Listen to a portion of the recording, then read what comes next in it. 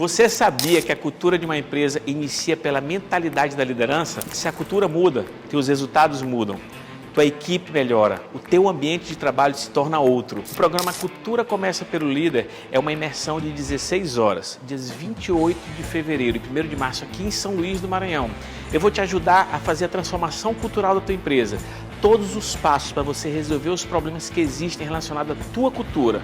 Vem comigo, Imersão 7 em São Luís do Maranhão. Estamos ao vivo em mais um episódio do Pod 7, hoje com uma presença maravilhosa. Também estou ao lado aqui do nosso amigo Carlos Eduardo, minha amiga Anne Quetula. E hoje estamos recebendo nosso amigo Antônio de Oliveira, advogado, músico, esse grande empreendedor que atua numa área muito interessante, que hoje ele vai estar nos contando um pouco dos bastidores. Enfim, nós conversamos nos bastidores aqui e foi algo assim fantástico que nós ouvimos. Graças a Deus nós temos a honra de receber pessoas maravilhosas aqui na nossa mesa, no Pod 7. Antônio, seja bem-vindo, meu irmão. Seja bem-vindo. Muito obrigado, Gustavo. Obrigado, Carlos Eduardo. Obrigado, Anne. Estou muito feliz de estar aqui com vocês nesse bate-papo. Uma coisa que eu gosto bastante de compartilhar experiências, né? Eu acho que a vida da gente é isso. A gente precisa compartilhar a história, porque eu acho que as pessoas se conectam pela história. Cada um se conecta pela história que tem, que carrega.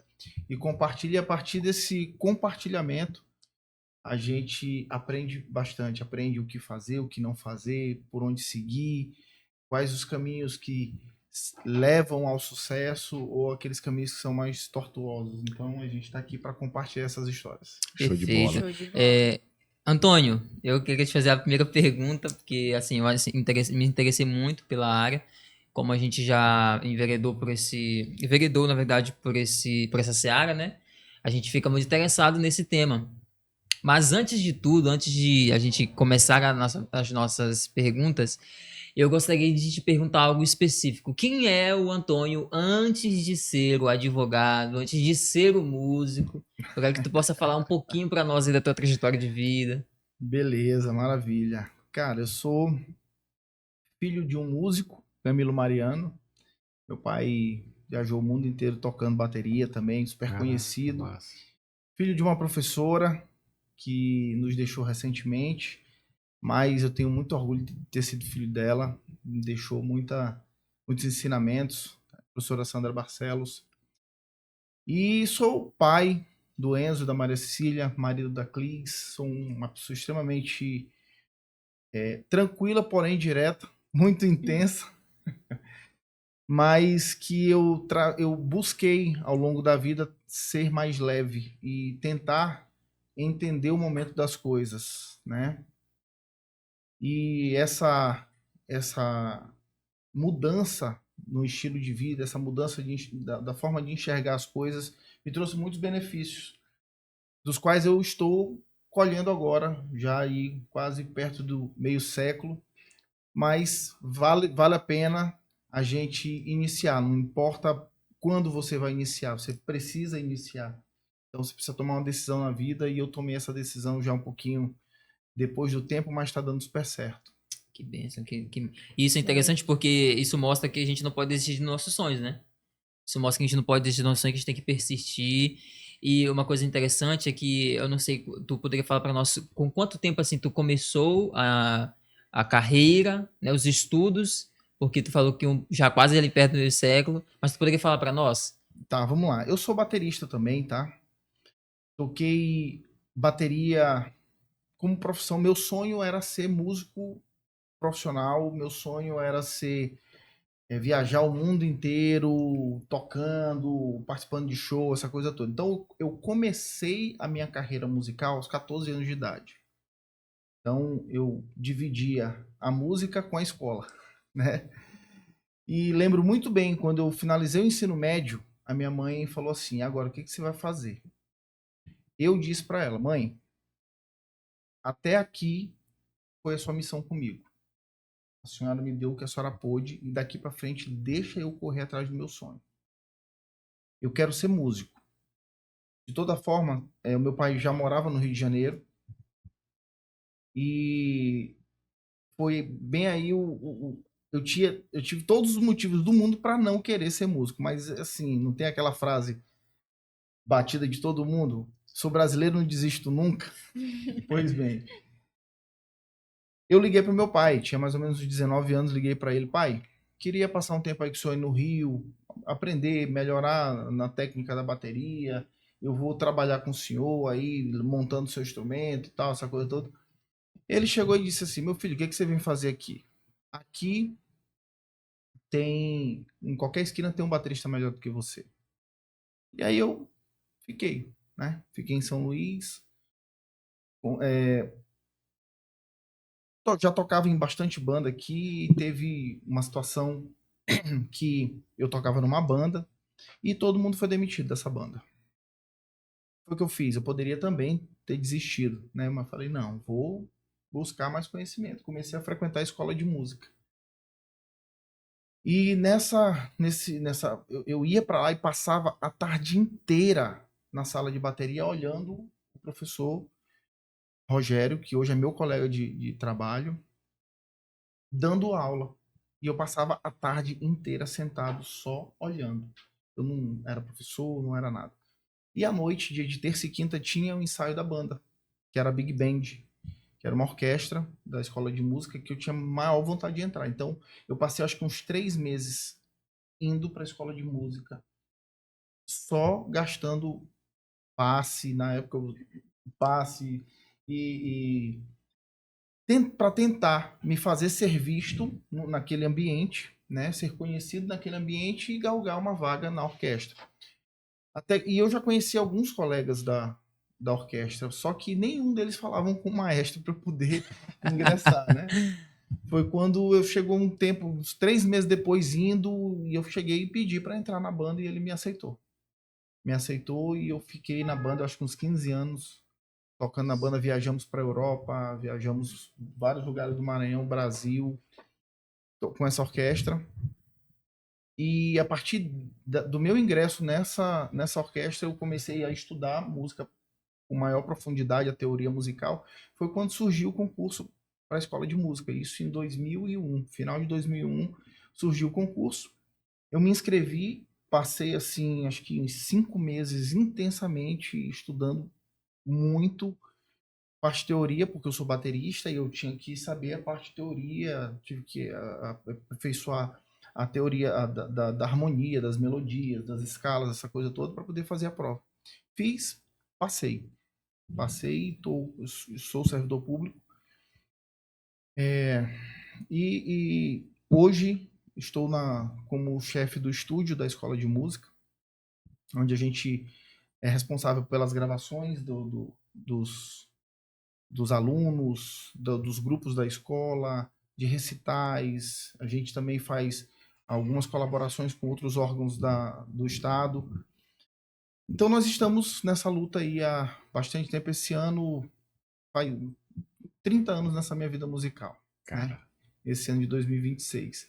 E aí quando foi em 2022 eu encerrei a carreira profissional. Né? Então, durante essa carreira de 27 anos, eu toquei com vários artistas, viajei para fora do Brasil, participei de um festival num lugar que eu nunca imaginei em condições normais ir. A gente fez um show no Equador com uma banda que eu tocava à época. E o Brasil conheci praticamente inteiro nessa jornada musical. Eu conheci muitas pessoas legais, tenho muitos amigos no ramo musical. E encerrei, decidi, né, mudar de fato de área, até porque quando eu deixei de participar dos shows, de participar da noite, eu já era advogado, já tinha ali alguns anos de advocacia, então eu mesclava, né? Durante o dia eu estava no escritório, à noite eu estava tocando, e chegou uma hora que eu comecei a ter uma crise de identidade. Quem eu realmente sou? Quem eu realmente quero continuar sendo? Um advogado ou um músico? Então, eu decidi, não, eu entrei para o direito para ser advogado, eu sou um advogado e vou focar a minha energia na minha carreira de advocacia. E foi isso que eu fiz. Interessante, porque eu queria te perguntar quais foram os ensinamentos que tu trouxe da música e que te ajudou a ser um bom advogado e um bom profissional? Porque eu sei que a música, sobretudo, ela nos ensina a ser disciplinados. Como você disse, eu chegava e passava a tarde toda observando. E a música, eu não sou músico profissional, mas sempre na igreja a gente, desde criança, tocando instrumento e tal, participando do Ministério de Louvor, e já é ensinado muito sobre alguns princípios, por exemplo, o princípio da humildade é algo muito ensinado nesse contexto musical, o princípio de ter que estudar, de se reciclar todo o tempo, de estudar todo o tempo. Quais foram esses aspectos que tu aprendeu na música, que tu levou para a área da advocacia e que tem te ajudado? O principal, vou te falar só o principal. Não desiste que dá certo. Porque é o seguinte, o cara que começa na música, e ainda mais eu que estava lá em meados dos anos 90, iniciando, sempre foi muito difícil, cara. Sempre foi muito difícil. E a advocacia, você iniciar a advocacia, ainda mais você que, eu no caso, que não tenho tradição da área jurídica na minha família, iniciar também foi muito difícil. Só que é o seguinte, eu já tinha passado por um desafio muito grande. Eu já tinha chegado num nível de reconhecimento musical aqui no Maranhão que eu não tinha mais para onde ir. E eu também não tinha mais disposição de sair daqui e iniciar algo fora. Já estava muito enraizado aqui na vida que eu escolhi para mim, né? E eu também já queria desacelerar dessa vida noturna. Tava sendo muito difícil para mim, né? O meu filho pequeno, toda vez que eu saía para tocar, meu filho chorava demais, ele adoecia, e eu não vi minha filha crescer, e eu também não queria passar isso, né? E eu sei porque meu pai foi embora, eu tinha 2 anos de idade, 3 anos de idade. Então Caramba. Muito eu cedo, não né? passei, eu não passei. Ele foi pro Rio, né? Eu era muito pequeno. E eu sei a dor que é você estar longe de um pai, não ter um pai presente ali. Eu não queria que meu filho passasse por isso, até porque existe, Gustavo, Casa Eduardo e Ana, existe uma diferença muito grande. Eu sempre falo isso para os meus alunos e falo isso hoje meus alunos de música e falo isso hoje para os advogados que atuam comigo lá no escritório. Você tem que ver, para você fazer uma escolha profissional, você tem que saber se aquela escolha que você faz, ela vai de fato levar você para a vida que você deseja ter, tá? Então, aqui no Maranhão, eu não ia ter a vida que eu desejei para mim, que estou atrás, que a advocacia já está me impulsionando nesse caminho. Com a música eu não ia, eu sou músico, eu sou pessoa operacional, tá? Eu sou operacional. Meu negócio é sentar no instrumento e tocar. Eu não vou montar banda para poder administrar banda. Não, meu negócio era sentar e tocar, né? E eu falei assim, não, cara, tá muito distante, ou na verdade, eu pela minha própria caminhada, jornada esse tempo todo, eu preferi fazer uma migração de carreira para continuar vivendo o sonho do amor à música. Não sei se vocês estão me entendendo. Uma Sim, coisa é com você certeza. sonhar viver de música. Eu já sonhei esse sonho, eu acordei desse sonho.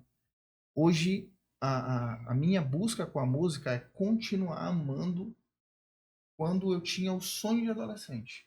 Porque quando alguma coisa que você, mesmo que você ame, que você tenha aquela dependência emocional que era o que eu tinha em relação à música, já estava me maltratando, já estava me adoecendo, eu já estava perdendo mais do que ganhando. Então a gente tem que ter consciência de saber, não, cara, meu limite nisso aqui é aqui, até porque não é justo com a minha família que eles sofram um sonho inalcançável. É até uma certa maturidade muito grande que se tem, porque não foi só pensar no seu bem-querer, e sim no o meu bem-querer para com os meus também. Porque, como o senhor falou, é muito duro crescer sem a presença de qualquer parente. Tem gente que sofre muito por não ter conhecido o avô, a avó, não ter crescido com a mãe ou com o pai. E ter essa ciência dessa dor e não passar adiante é uma quebra que muitas das vezes para algumas pessoas falando parece fácil, mas na prática é muito difícil, ainda mais se tratando de um sonho. Meu irmão, ele sempre disse para mim, o que vale mais? Tu te esforçar em dobro ou tu perder teu sonho? E fazer essa comparação de que o peso do valor de cada coisa foi realmente uma maturidade muito grande. Mas na sua área de advocacia agora, o senhor, mesmo quando estava em vários shows, vendo música, via seus assessores, via toda a parte de gestão por trás, isso que fez o senhor pensar, nossa, eu posso seguir essa área. Eu tenho capacidade para essa área. Eu sei comunicar com pessoas, eu sei me posicionar. Porque de música para advogado é uma ponte bem grande. E é bem interessante ver o porquê dessa escolha. Anne, a primeira faculdade que eu fiz foi de administração. Tá? Não, na verdade, as duas primeiras vezes que eu entrei na faculdade, eu fiz administração. Não concluí.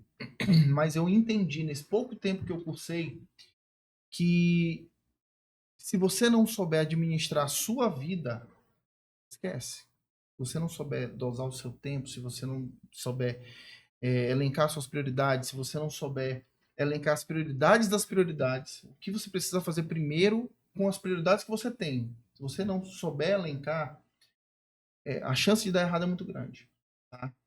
Então eu tive que aprender. Então a música, o que a música me ajudou? Eu sempre fui uma pessoa muito disciplinada e muito focada naquilo que eu desenhei para minha vida.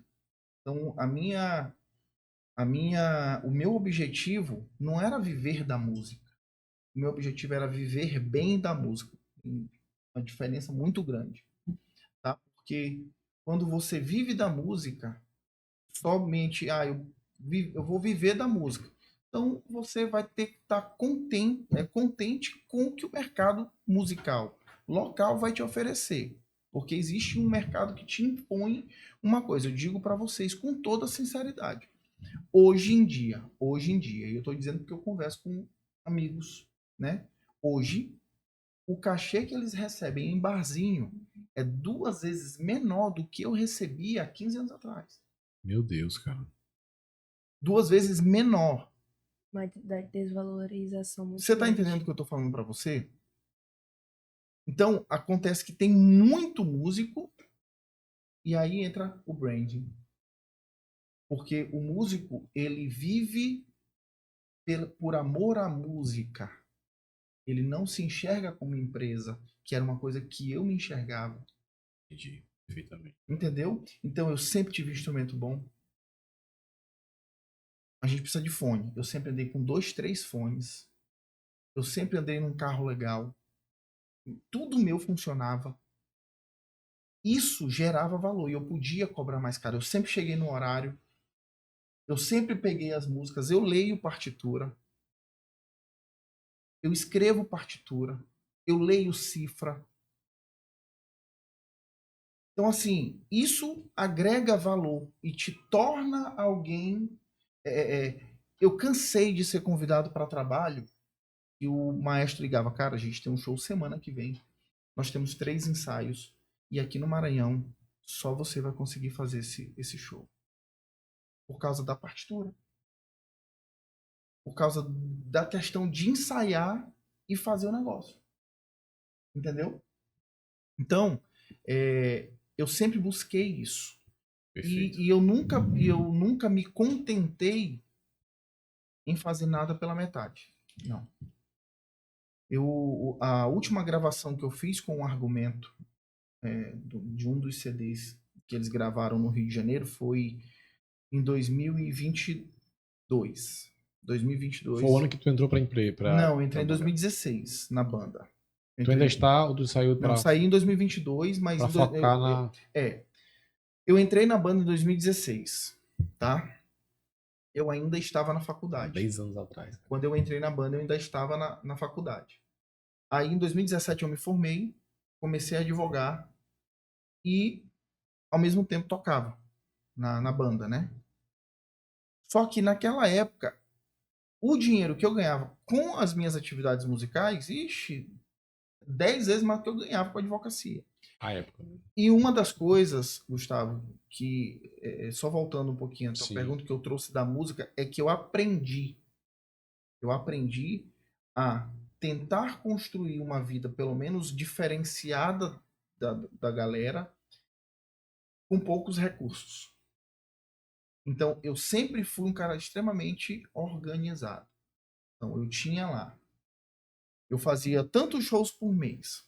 Eu tinha as minhas contas que precisava pagar, as contas da família, tal, aquela coisa toda, mas eu pegava o dinheiro de determinados shows e guardava. Sempre fiz isso. Sempre fiz isso. Eu sempre tinha uma reserva. E isso me proporcionou muitas coisas. Inclusive, quando eu precisei diminuir um pouco mais, principalmente as aulas particulares que eu dava, para me dedicar mais à advocacia. Então, eu não tinha retorno. Então, foi essa organização que me permitiu manter o padrão meu e da minha família, enquanto eu estava nessa zona cinzenta ainda, de você estar advogando, mas não estar vivendo da advocacia. Hoje eu vivo da advocacia. Mas foi algo que mudou a minha chave quando eu entendi que para você viver da advocacia, você não pode ser somente um advogado. Você precisa ser um empreendedor da advocacia. São coisas diferentes, completamente diferentes. Perfeito. E, doutor, e uma pergunta que eu queria fazer ao senhor, o senhor falou um pouco a respeito dessa parte de agregar valor, que é o que você agregou dentro da música. Mas agora você está dentro de uma outra seara, que é o direito, e uma seara muito vasta, e o senhor conhece muito bem, porque o senhor escolheu um nicho bem específico do direito. E aí eu gostaria de fazer essa pergunta, uma pergunta bem específica, como o senhor conseguiu agregar valor dentro do direito? Porque nós entendemos que, assim como a música, o direito também é difícil de se começar, dar o seu pontapé, permanecer, né? Apesar das demasiadas lutas que tem o direito, mas como o senhor conseguiu agregar valor agora dentro da advocacia? Perfeita pergunta, Carlos Eduardo. Assim, primeiro a gente tem que quebrar a crença de que a advocacia ela está saturada. Não existe isso. Uma das coisas que me levou para o direito, eu comecei a fazer direito com 30 anos. E uma das coisas que me levou, eu só queria advogar. Eu queria advogar. Meu foco era advogar. Tá? E uma das coisas que me levou foi, enquanto tiver gente no mundo, tem trabalho para advogado. Ponto. Certo? Essa questão de você agregar valor, você precisa, primeiro, valorizar a advocacia para que ela te dê valor. Você precisa ser advogado e não é somente ter uma habilitação para advogar. Eu sempre digo para os advogados que atuam comigo lá no escritório, a advocacia é um estado de ser, não somente ter uma habilitação para tal. Você é advogado independente da circunstância que você esteja vivendo. Se você se reconhece como advogado, se você de fato entende que a advocacia é algo transformador, você muda o jogo. E é isso que eu faço todos os dias. Eu reafirmo o meu compromisso com a advocacia todos os dias. Quando eu saio da minha casa, eu entro no meu escritório e retorno para minha casa. Esse é o meu compromisso diário. Eu sou o primeiro a chegar no escritório, o último a sair. Todos os dias. Ah, mas porque trabalha demais? Não, eu faço porque eu quero. Porque eu nem preciso ir para o escritório. Tem tantos colegas que trabalham home office, né? Não, eu faço questão de ir todos os dias. Eu chego 7h20 da manhã no escritório, saio de lá 8h30, 9 horas da noite, estou saindo. Ah, mas isso não é legal. Não, eu estou lá porque eu quero estar. É diferente do que eu preciso. Eu não preciso estar lá. Tanto que eu estou aqui agora. E a questão de agregar valor é, primeiro, para que você seja visto como algo de valor, você precisa se dar valor. E como é que você se dá valor na advocacia? Reconhecendo primeiro que você é um advogado. Se você não se reconhece como advogado, ou se você só tem uma carteira da OAB, você vai sair da advocacia. Porque ela não aceita, eu vou levar até uma Um jargão também popular. A advocacia não aceita desaforo. Ela exige compromisso. Se você é aquela pessoa que só... Se você é aquela pessoa que só exerce a sua advocacia de 8 da manhã às 18, você não é advogado. Você tem como profissão a advocacia, mas você não é advogado. Então, essa valorização ela tem que ser interna. Porque a gente pensa na valorização externa. Se você não se valoriza como advogado, você nunca vai fazer com que as pessoas percebam o valor em você. E aí o que acontece? Eu tive que mudar muitas crenças em relação a muitas coisas. Porque o meu público são clínicas médicas odontológicas, clínicas de saúde. A gente faz assessoria prioritariamente para clínicas odontológicas. O meu público é um público qualificado, é um público que exige um comportamento diferente. E eu preciso entender isso. Aí vem um advogado. Não, mas eu não concordo com isso. Tá tudo certo. Eu penso dessa forma. E eu passo isso para quem está perto de mim. E isso faz toda a diferença na forma como a gente exerce o nosso trabalho, como a gente é visto pelo nosso cliente. Então, uma das coisas que eu quero construir, que a gente aos poucos vai construindo, é que o meu cliente ele tenha orgulho da assessoria financeira dele, ou assessoria jurídica dele, não é financeira, desculpa, da assessoria jurídica dele. Ele tem orgulho, ele tem prazer de dizer que ele tem como assessoria jurídica Vidal de Oliveira. Então, marca, Gustavo, é algo que eu trabalho muito forte. Eu trabalho assim, é algo que a gente investe bastante. Por quê? Porque se você não faz transparecer o valor que está dentro de você, pode esquecer. Se você está num perfil profissional postando que advogado tem liberdade de territorial, tô na praia 3 horas da tarde. Para empresário isso não funciona. Cara. Desculpa, mas não funciona. Porque para vocês terem noção, eu me conecto com o meu cliente não pelo assunto jurídico, mas pelo assunto empresarial. Eu sou empreendedor. A maioria dos meus clientes fazem mentoria. Eu faço a mentoria para escritório de advocacia. Eu sou mentorando de um ecossistema de escritório de advocacia. O meu cliente, na maioria dos meus clientes, eles fazem parte de um ecossistema de clínicas odontológicas. Então a gente fala a mesma língua. Então isso também gera valor. Os eventos dos dentistas, todos eu estou.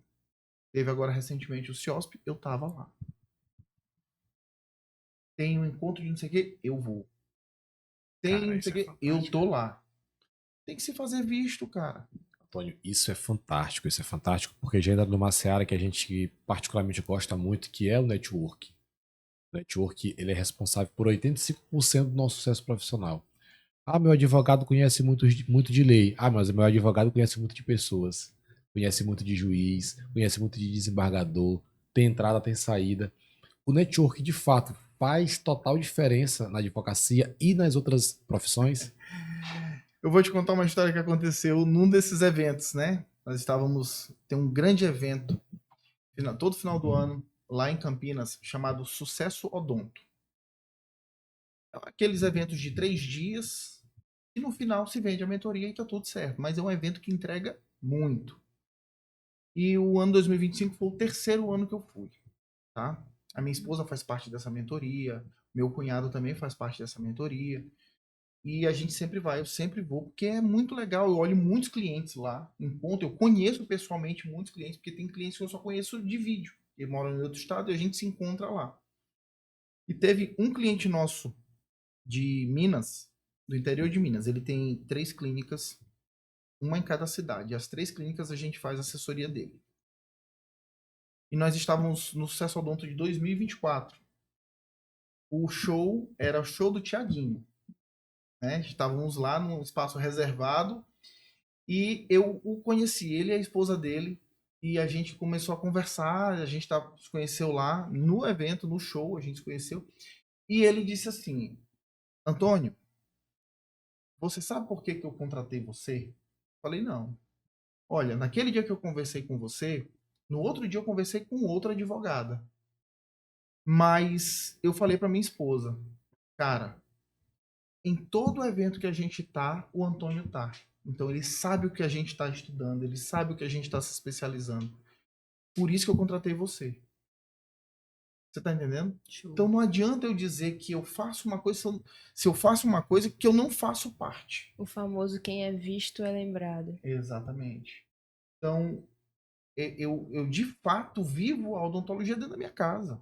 A minha esposa, o tempo todo a gente conversando sobre soluções para a clínica dela, soluções para os clientes, entendendo os processos, como é que funciona os processos internos, entendendo como é o comportamento das pessoas. Cara, a maioria das orientações, quando um cliente nosso tem problema com o paciente e chega até nós, a primeira coisa que eu analiso não é a questão jurídica, é a questão comportamental do paciente. Perfeito, isso é muito bom. Eu faço uma análise da situação e a partir do momento, a partir da forma que o paciente age, eu já vou dizer se ele está sendo oportunista, se ele tem razão, se ele não tem razão, como é que pode ser a atuação dele, se ele vai entrar na justiça, se ele não vai. Tem uma situação, eu vou contar aqui para vocês rapidinho. Cliente, só para vocês verem. Cliente nossa, atua sozinha, uma dentista extremamente competente, mas pisou na bola. Naquela pessoa, aquela paciente que veio por indicação de uma amiga dela, ela não fez contato, foi Boca a boca. foi na confiança ali, né? Pronto, deu um problema. Deu um problema. Quando deu o problema, a paciente saiu de cena e entrou o marido dela. Cheio de razão. E ela, toda acuada, com medo, ela bem tranquila, né?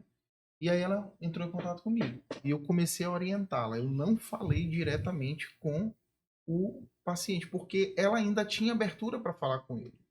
Só que assim, todas as mensagens que ele mandava para ela, ela me mandava, eu redigia a mensagem e mandava para ela e ela mandava para ele. Então eu sempre, todas as mensagens que ela mandava para ele, quem fazia era eu. E isso é assessoria jurídica. Porque às vezes o dentista, primeiro que o dentista morre de medo de situações jurídicas. Muito embora ele viva num ambiente exclusivamente Eu acho jurídico. que quase todos os profissionais não querem entrar nesse mérito. Eles né? acham que, eu sempre digo isso, eles acham que ter uma clínica odontológica, eles não vão precisar conhecer da situação jurídica. Gente, situação com o paciente é uma situação jurídica, situação com o colaborador é uma situação jurídica, situação com o prestador de serviço é uma situação jurídica, situação com o conselho é uma situação jurídica. Então, eles estão imersos na situação jurídica, só que eles acham que a vida deles é somente o paciente. Entendeu? Mas vamos lá. Aí ela entrou em contato comigo, eu escrevi. Aí chegou uma hora que ele veio cheio de razão para ela. E eu disse, eu orientei ela a fazer um áudio. Eu basicamente escrevi o que ela falaria. Uma das coisas foi: tá, tudo bem, eu estou tentando resolver a situação. Mas se o senhor está se exaltando dessa forma, eu estou querendo resolver, mas que o senhor está se exaltando dessa forma, eu recomendo que o senhor busque a justiça mesmo e a gente vai conversar lá, porque aqui o senhor não está me ouvindo. Quando eu falei para ela falar. Ele abaixou. Não, quando ela falou, porque aí eu falei, agora fale com uma voz firme. Aí ela me mandou o áudio. É assim, doutor? Eu falei, é assim mesmo. Ela mandou o áudio. Rapidinho, o cara baixou a bola. Eu falei, tá vendo aí? Tem que saber falar e a firmeza de falar na hora certa. Cara, isso é importantíssimo. Ele baixou a bola, resultado. Ele aceitou a proposta que ela fez. Entendeu? Aí eu redigi o termo de acordo, temos todo o termo de acordo, eles assinaram, encerrou a situação. E eu vejo que é de suma importância, nós estamos aqui adentrando esse tema, levando para a parte da odontologia, mas eu vejo que é de suma importância as empresas sérias e profissionais, o empreendedor profissional ter uma assessoria jurídica. Às vezes a gente vê que algumas empresas pensam que isso é besteira ou só querem procurar quando o fogo já está pegando, apagar o incêndio ou até mesmo para tentar salvar aquilo que está destruído. Mas o certo é ter uma assessoria jurídica para que você fique assegurado, para que você possa trabalhar de forma mais tranquila. Como é que você vê isso no mercado maranhense? As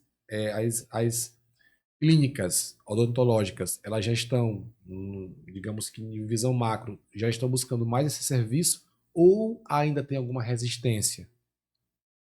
Perfeito. Gustavo, quando eu comecei a atuar nessa área, eu sempre digo isso, que quando eu comecei os estudos mesmo para me especializar, e era uma coisa assim, difícil porque tinha pouca literatura, como ainda tem hoje, mas hoje tem bem mais, né? Pouca informação sobre o tema, assim, a gente não achava ninguém para pegar um direcionamento, ou seja, eu tive que usar a foice e abrir o meu caminho para poder chegar onde o escritório está chegando hoje, né? Mas naquela época, toda vez que eu ia conversar com o dentista, não, nunca tive problema com o paciente, não preciso de assessoria jurídica, não preciso disso, não preciso. Então, essa caminhada do não, e aí a música me ajudou Perseverança. nessa administração dessas emoções, porque na música eu também levei muito não, né? Então eu já estava calejado do não. Então eu passei 4 anos, meu amigo, do início dos meus estudos até o meu primeiro cliente de assessoria jurídica. Eu tinha todas as oportunidades do mundo para largar a advocacia, mas eu tinha um objetivo muito claro. Eu vou construir algo sólido nessa área. E hoje eu tô com, vou fazer 9 anos agora em julho de advocacia e o meu escritório tem 3 anos e alguns meses.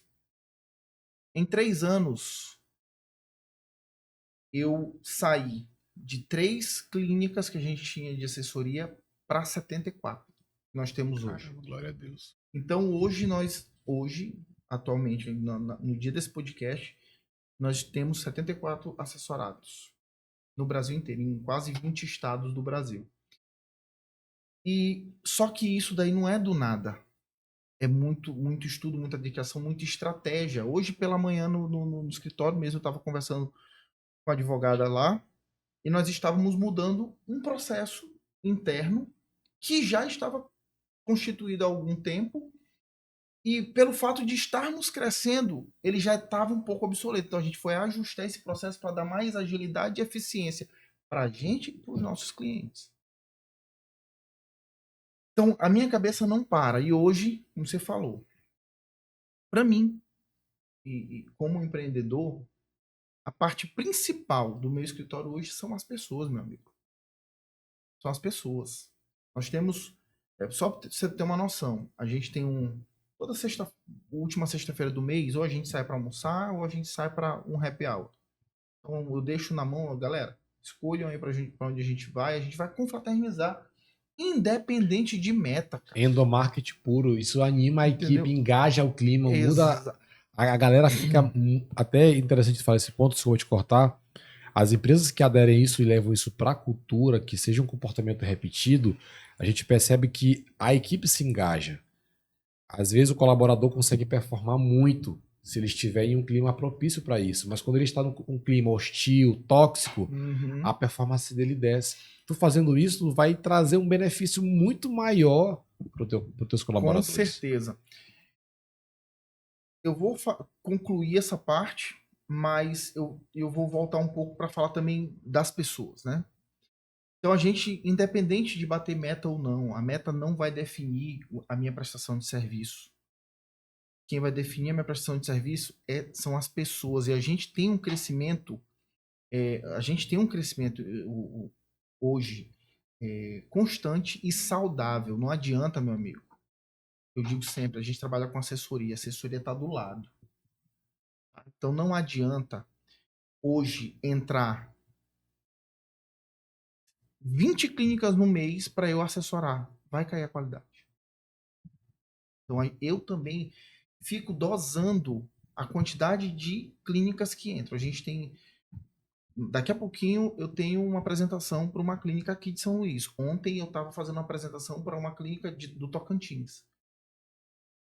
Então, a gente vai dosando a entrada para manter a qualidade. E por isso, eu fico o tempo todo revendo os processos que a gente tem. Aí eu fico o tempo inteiro. Eu tô. Um guardião dos processos. Eu fico, meu amigo. Estudando. Meu amigo, eu passei esse período de fim de ano aprendendo a fazer automação. Eu fiz,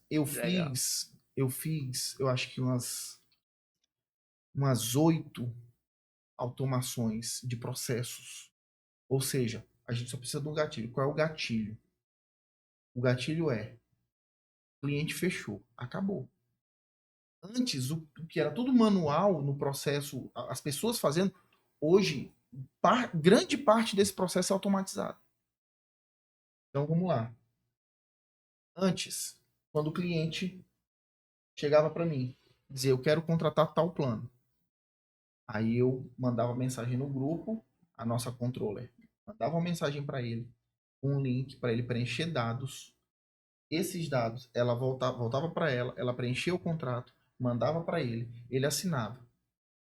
Depois que ele assinava, voltava. Nisso que ele voltava, ela mandava o boleto, ele pagava. Cara, isso servia quando eu tinha 30, 40 clientes. Hoje não serve mais. Hoje, como é que é? O cliente, fechei. Primeiro, que eu faço a apresentação e depois eu mando um PDF. Então, isso tudo foi feito agora, no final do ano. Enquanto todo mundo estava curtindo, eu estava lá, sentado, batendo a cabeça, pegando e pedindo dica para a inteligência artificial para me ensinar a mexer na automação. E como é que funciona hoje? O cliente, primeiro que eu reformulei todas as nossas apresentações, eu reformulei tudo. Visual, apresentação. Quando eu termino a apresentação,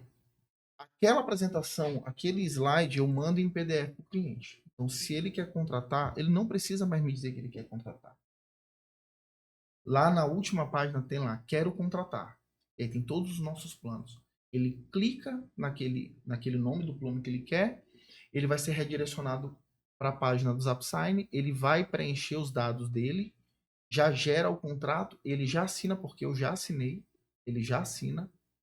Quando ele assina, entra uma mensagem no meu e-mail que gera o gatilho na automação, que manda a mensagem para o time de novos clientes, né?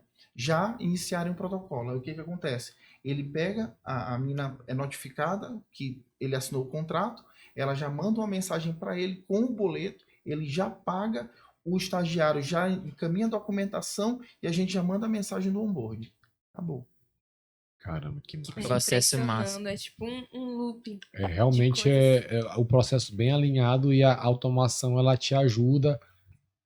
Assim, era um gargalo que hoje tu quebrou, porque muitas vezes esse processo é simples, mas às vezes quando a gente sabe que por mais que a gente confia no nosso time, mais uma vez ou outra pode quebrar o processo por alguma negligência, às vezes algo que acontece, e com esse processo mais automatizado, dificilmente tu vai ter algum problema durante esse processo todo, né? Porque tá tudo bem desenhado. Exatamente. Inclusive, tu já entrou nessa seara de gestão, e a gente aqui, eu sempre falo que 90% dos nossos entrevistados são empresários. Hoje, é claro, nós abrimos assim o Pod7 para diversos setores, né? Tem o canal Pod7, mas tem outros programas. Tem a Anne hoje, tem o Carlos. Estamos trazendo outros apresentadores de outras áreas também para fazer outros programas no canal. E eu vejo que ainda temos um grande público de empresários, porque nossa área é consultoria para empresas e para prefeituras, tanto a área pública quanto a área privada. E eu vejo que muitos que vêm aqui, Antônio, falam sobre a questão da liderança, como é desafiador liderar pessoas. Hoje, com a inteligência artificial, com automação, a gente até consegue automatizar muitas coisas e, com certeza, se a gente não conseguir manusear a IA acaba substituindo muitas pessoas, de fato. Mas é inevitável, ninguém vai conseguir substituir o ser humano. E lidar com o ser humano é desafiador. Quais dicas que tu daria de liderança para um líder que hoje está com dificuldade de liderar pessoas? Perfeito. Cara, a questão da liderança é algo que é bem complexo, sabe? Porque liderar não é mandar. Liderar é dar exemplo. Tá? Então eu não posso cobrar que o meu colaborador chegue no horário se eu chego atrasado. Perfeito. Entendeu? Então, palavras convencem, o exemplo arrasta. Então, você não pode cobrar algo de uma pessoa que você não faz. Não posso cobrar, eu não posso falar para um amigo meu ir para academia se eu não vou. Você está entendendo? Então, a gente precisa, primeiro, ser. A gente precisa, claro, aprender, estudar, sempre. Eu gosto muito do assunto sobre pessoas. E um livro, posso até indicar aqui, que fez assim, muita diferença na minha forma de enxergar pessoas, foi o Especialista em Pessoas, do Thiago Brunet. Esse livro é fantástico, cara. Então, assim... O livro laranja. Exatamente. E eu já presenteei muitos amigos com esse livro, né? Que você começa a entender os perfis. Então, você precisa entender as limitações, você precisa entender que, por mais que aquela pessoa ainda não atinja aquela expectativa que você deseja, a gente tem que saber de quem é a falha. A falha é minha de não estar treinando aquela pessoa, porque qual a grande situação? Se você reclama de uma pessoa porque ela não está fazendo aquilo direito, a primeira pergunta que o líder precisa fazer: eu treinei essa pessoa para fazer isso? Eu treinei ela para ela fazer exatamente como eu gostaria que ela fizesse? Como a função merece que a atividade seja feita? Eu preciso fazer essa pergunta.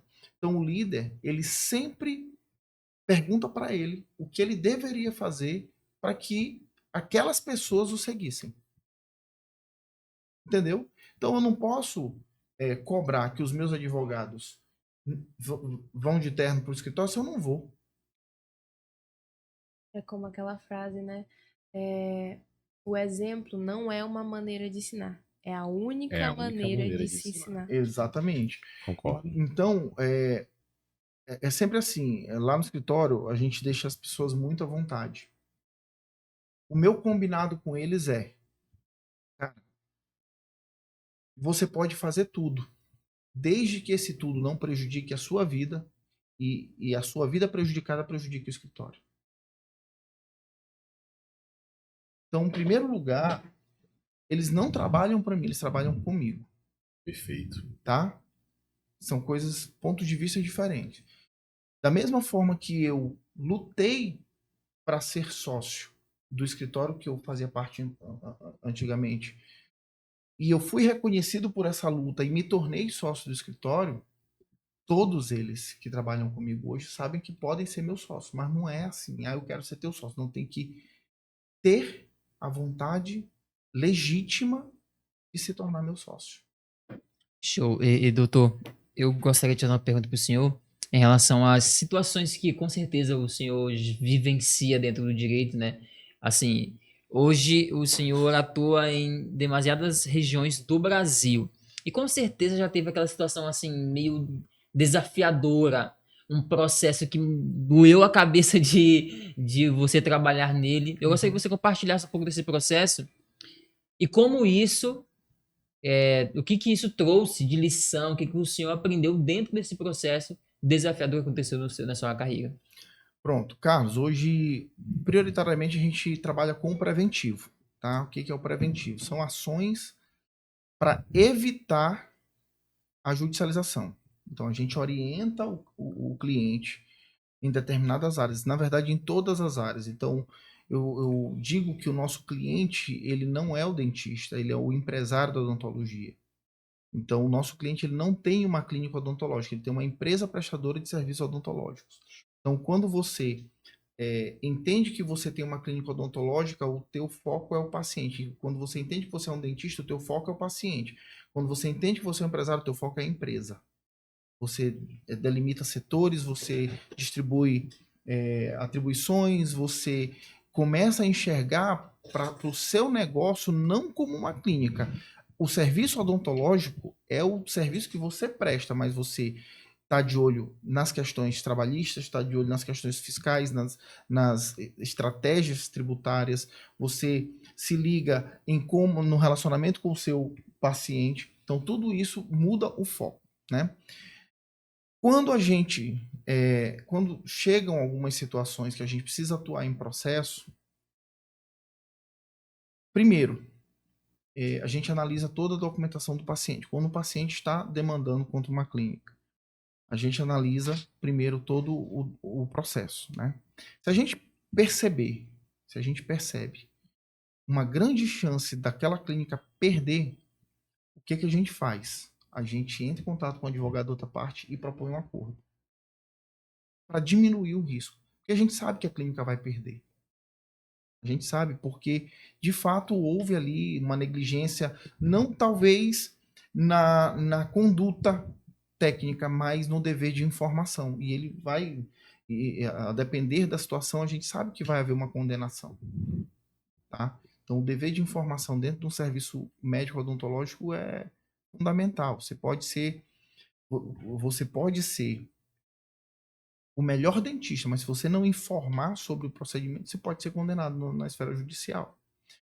Então, quando algumas situações chegam para nós, a gente sempre avalia antes, mesmo a clínica estando no polo passivo. Tá? A gente avalia a possibilidade de seguir ou a possibilidade de fazer um acordo fora do processo, depois junta isso no processo. Nós conseguimos várias coisas, mas existem situações onde o advogado da outra parte ele está bem instruído também, ele está bem, e a gente tem que tirar leite de pedra, porque o que acontece muitas vezes, a clínica não tem a documentação necessária para que a gente possa fazer uma boa defesa. Então a gente vai na questão de comportamento, na questão do tempo, na questão de uma série de outras variáveis que influenciam no próprio tratamento odontológico. Então, o tratamento odontológico é algo que, a depender do tipo de tratamento que vai ser feito, ele leva um bom tempo, anos, talvez, né? Principalmente o tipo de tratamento de serviço que as clínicas que a gente faz assessoria trabalham. Eles trabalham com a reabilitação, geralmente a reabilitação total, então que leva aí tratamento de 1 a 2 anos e meio, se tiver tratamento ortodôntico. Então, quando essas demandas chegam, a gente tenta se pegar na documentação. Se não tiver documentação, a gente vai nessas outras variáveis. Tempo, o tempo de reclamação. A gente está agora, para você ter uma noção, a gente também faz o serviço de cobrança de pacientes inadimplentes. Então, a gente tem um setor lá dentro do escritório que faz a parte desse serviço extrajudicial e temos o setor judicial. Teve um paciente de uma cliente nossa de São Paulo que a gente entrou em contato, ele estava devendo aí acho que uns 14, 15 mil para a clínica.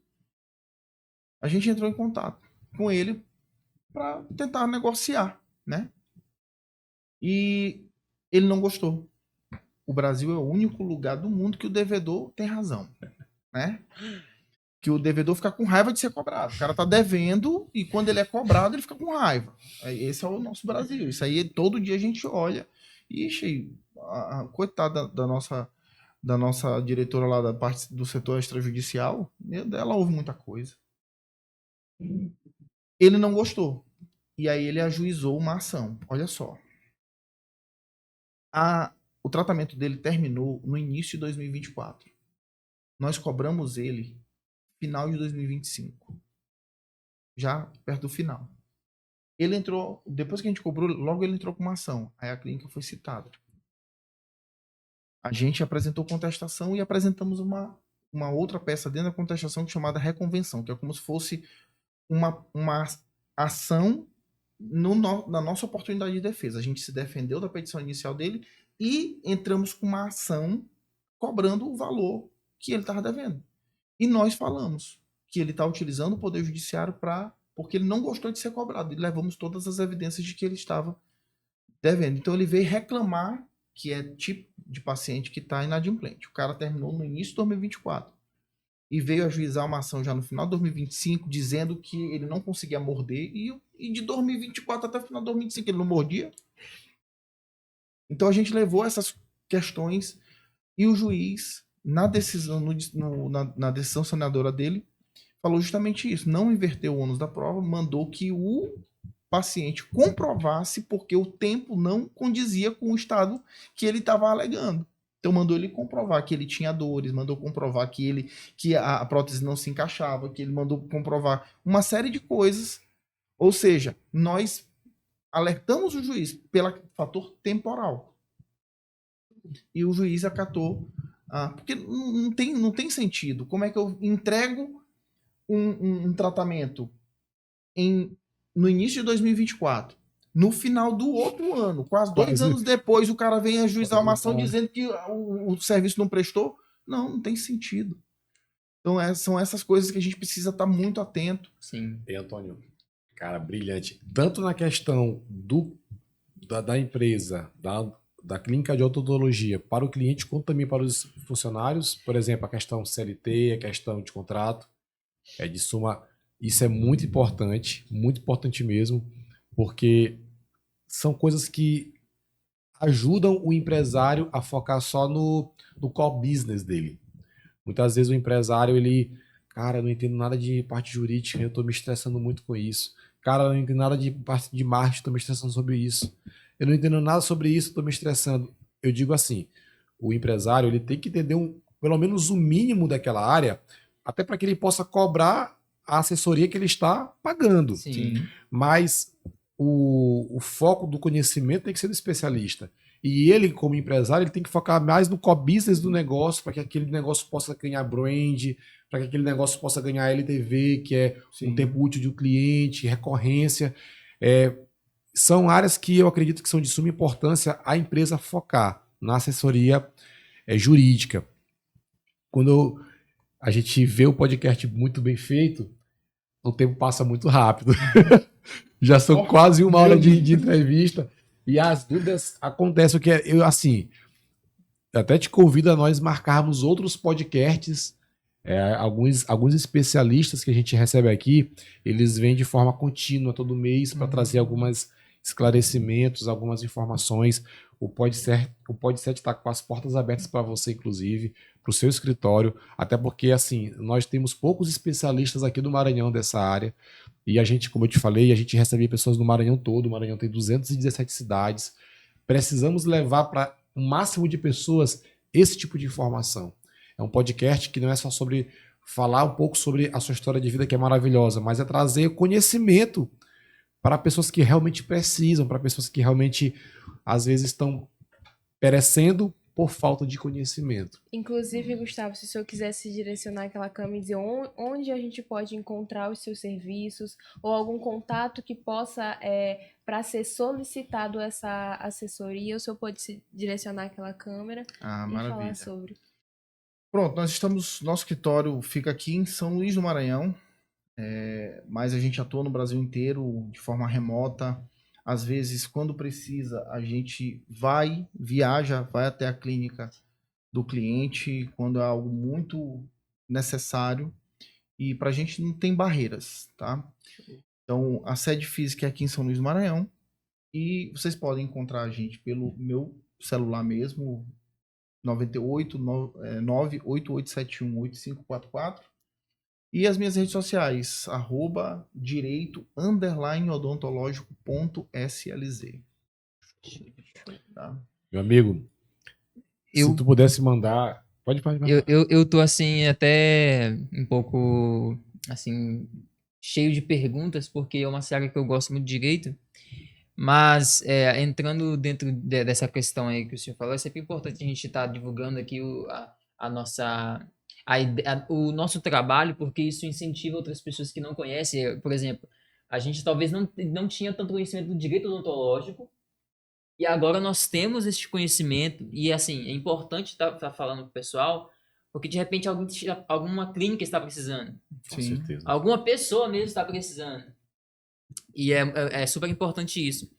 E o que o Gustavo ia falar agora, que eu também aproveito para falar, o que o senhor hoje poderia falar para aquela pessoa que está começando agora na advocacia, aquela pessoa que está um pouco leiga do que ainda vai fazer, que ainda não tem tanto conhecimento, mas que quer enveredar nessa seara, quer conhecer mais um pouco, quer se emaranhar dentro do direito, quais conselhos o senhor daria para esta pessoa hoje, que quer começar no direito, que está começando no acadêmico de direito? O senhor poderia falar um pouco dos conselhos para essas pessoas?